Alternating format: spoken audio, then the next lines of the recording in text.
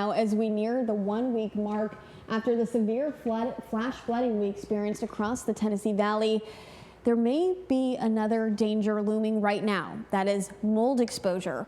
Doctors warn that while we try to clean up the damage from floodwater, we all need to take precautions to make sure we are not exposing ourselves to dangerous and potentially deadly fungus.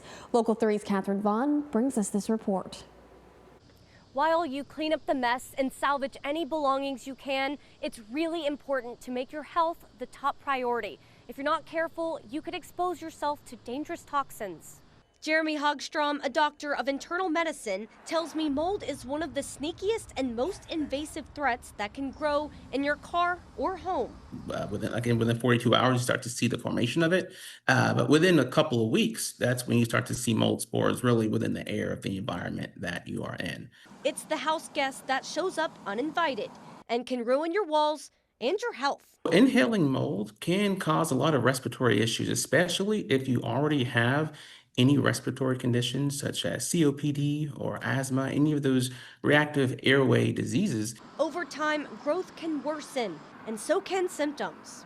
As you have more long-term exposure, those spores can kind of seep into your soft tissues as well. Hogstrom says excessive exposure can cause respiratory issues, nausea, vomiting, and fatigue. That's why you should keep an eye on the areas where mold can take hold. Damp and humid places with little airflow are a recipe for disaster. They create the perfect environment for mold to grow and spread quickly. If mold was already present, Hogstrom says recent flooding could exacerbate the spread.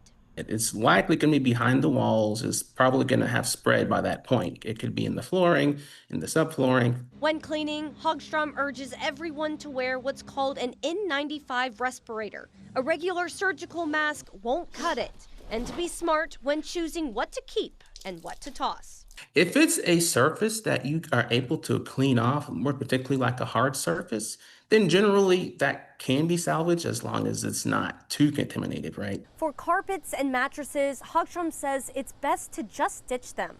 But the best preventative method is to get your home or car tested and call for professional help. For Local 3 News, I'm Catherine Vaughn.